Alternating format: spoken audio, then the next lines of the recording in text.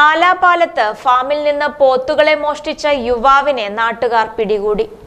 മരുത്തങ്കോട് സ്വദേശി 23 വയസ്സുള്ള രഹനാസിനെയാണ് പിടികൂടി പോലീസിൽ ഏൽപ്പിച്ചത്. രഹനാസിനൊപ്പം ഉണ്ടായിരുന്ന ആൾ ഓടി രക്ഷപ്പെട്ടതായും നാട്ടുകാർ പറഞ്ഞു. 1 മാസത്തിനിടെ 4 പോത്തുകളാണ് ഇവിടെ നിന്ന് മോഷണം പോയത്. സ്ഥിരമായി പോത്തുകൾ മോഷണം പോയതിനെ തുടർന്ന് നാട്ടുകാരും ഫാം ഉടമയും രാത്രി കാവലിരുന്നിരുന്നു. അർദ്ധരാത്രി 1 മണിയോടെയാണ് സംഘം എത്തിയത്. പാടശേഖരത്തോട് ചേർന്ന് ഷെഡിൽ കെട്ടിയിരുന്ന പോത്തിനെ അഴിച്ചു കൊണ്ടുപോകാനുള്ള ശ്രമത്തിനിടെ നാട്ടുകാർ വരുന്നത് കണ്ട് ഇവർ ഓടി. പിന്തുടർന്ന് തിരച്ചിൽ നടത്തിയാണ് രഹനാസിനെ പിടികൂടിയത്. 3 പോത്തുകളെ രഹനാസും കൂട്ടരും ചേർന്ന് വിറ്റതായും പിടിക്കപ്പെട്ടപ്പോൾ ഒരെണ്ണത്തിനെ തിരിച്ചെത്തിയതായും നാട്ടുകാർ പറഞ്ഞു.